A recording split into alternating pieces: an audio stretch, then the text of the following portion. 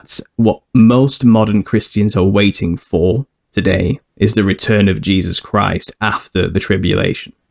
And we all have our eyes on the signs. We're trying to discern the signs around us, trying to determine who the Antichrist will be, what the mark of the beast will be, all of those things. We're kind of looking for them and waiting for those signs to happen, which will be the signs of the coming of the Son of Man in the clouds, okay? Which will be tribulation, judgment, and then obviously a millennial reign is what people are waiting for. And people get to live with Christ for 1,000 years, as it says in Revelation 20. So people are pretty adamant we're living in that time. We're living in the time just before tribulation. It's just around the corner. It's just about to happen.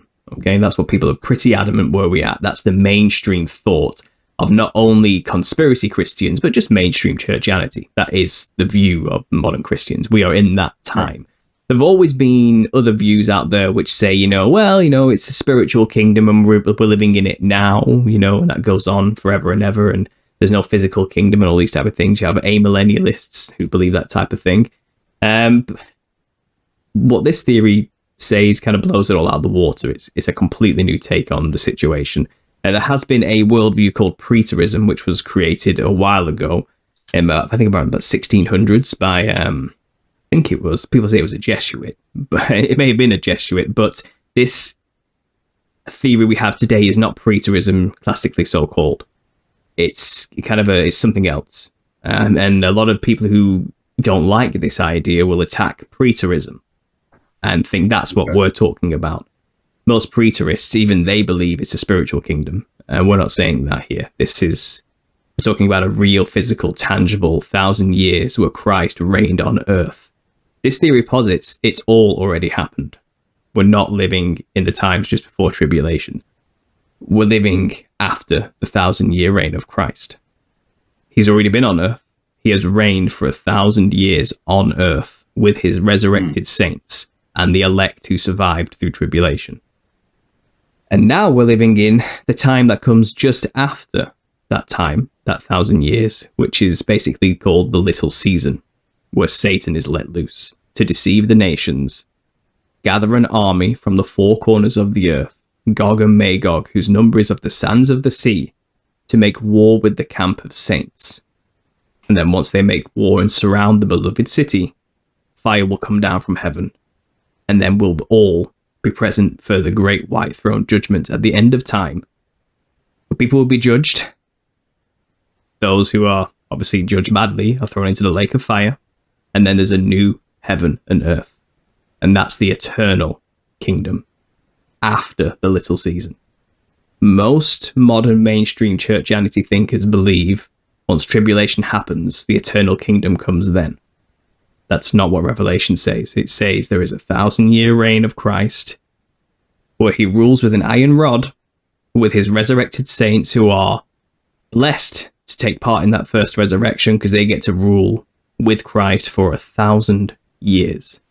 Then it says in plain English, when the 1,000 years has ended. So it's not eternal. It's a period of time that has a beginning and an end. Satan's let loose for a little season to deceive all the nations. And most arguments against this are pretty much based around the idea, this misunderstanding that it's an eternal kingdom and there's no way that the little season will be that long because, Satan wouldn't be able to deceive that many people in that much time because Christ is right there. But what we're saying is, how is Satan supposed to deceive all the nations to make war with the camp of saints if they know that's Jesus, the King, the Son of God, who's been ruling for 1,000 years?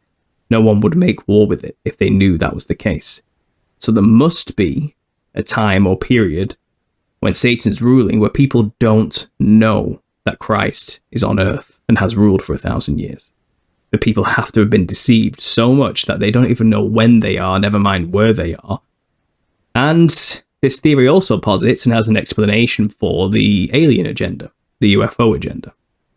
So the agenda has always been, and it's been pushed on us for a long time, that there's going to be an alien invasion of some kind. And most Christians, conspiracy theorists, have said it's a deception. Really, the aliens are demons, and it's the Nephilim returning with the fallen angels, and they're going to pretend to be aliens from outer space, to fool into a new age agenda of some kind. offer us light bodies and ascension. Then they'll offer us a mark of the beast of some kind, immortality, you know, where we'll beg for death and it'll flee from us and all these type of things. But really, they're not aliens, they're demons. And I was there for a long time believing that's possibly the case. And maybe something like that may still go down. I'm not saying that, I'm not ruling it out. There could still be a fake alien invasion, which is perpetuated by demons, demonic forces. That's very possible, you know. I say extraterrestrial. They're from somewhere else on Earth, not from space. You know, that much is clear. Yes. But this millennial kingdom theory kind of explains a lot and why there is such a push for this agenda, because the New Jerusalem, or the beloved city as it's described, is a giant floating city that comes down from heaven to earth. It's Mount Zion. You know, it's where Christ will rule from his throne, you know, and from New Jerusalem. People believe that's supposed to be the Middle East. I don't think that's right. I think we've been lied to about the geography of where these things will actually go down. If you look at most old world maps, there's something in the center of the Earth. There's something there in the middle of a stationary Earth. You know what that means. So what are these islands in the center? What's this Rupus Nigra in the center of these maps? What is going on here? And it's possible Christ never left after his millennial reign. He's just been hidden from us. He's just not on the maps anymore. And he's still ruling, because he is the eternal ruler of everything until the end of time. He is still technically here on Earth, never went anywhere, with his saints in the center of the Earth. And for it to say Satan gathers an army from all the corners to surround the camp of saints, well, that would be something that's got to be in the middle of all four of those corners. If you look at a square and you draw a line from all the corners to the center, that's how you would surround something, right? That may be the very situation we're in. So that's the theory in a nutshell.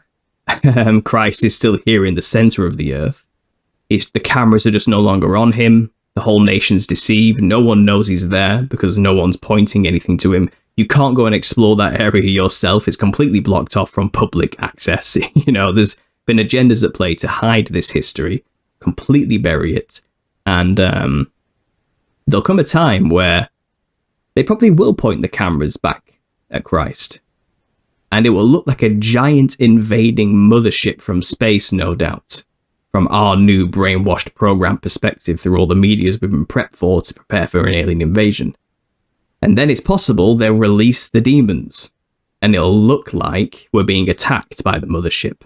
But really it's a false flag. It's these secret societies and agents of Satan, basically, making it seem like we're under attack from an alien force. So they'll release their own UFOs from the underground bunkers. They'll release all the genetically modified chimera hybrids they've been breeding in these bunkers. And it'll look like monsters are roaming all over the earth, tearing humans apart. UFOs are flying around, destroying cities. It'll look like we're under attack. After they've pointed the cameras towards this giant floating city in the sky, which they'll claim to be the mothership from outer space. So this is all a narrative I'm weaving here based on what we've learned so far through the conspiracy world. We know these agendas are at play. To what end we never fully understood. Is it possible they're going to fake an alien invasion once Christ's kingdom can't be hidden anymore? And, you know, they need to trick us in some way, and I think that's how that story would go down. So there's another theory kind of tagged onto this whole idea. But the basic premise is Christ has already ruled for 1,000 years. We are not living in the times just before tribulation. All the signs of the times we do see through the media are completely fabricated, convoluted, purposely designed to look like tribulation events, to make us believe we're in that time zone.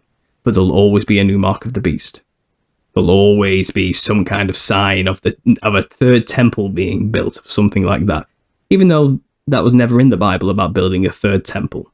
It says that the temple will be destroyed, which it was in 70 AD, you know, and that's what we kind of have. So there's the theory summarized very quickly. There's a lot to go into there and dig into. We can start getting into the words of Jesus himself to try and show the evidences for this, but I've just given you a massive overview of what the theory is there. Very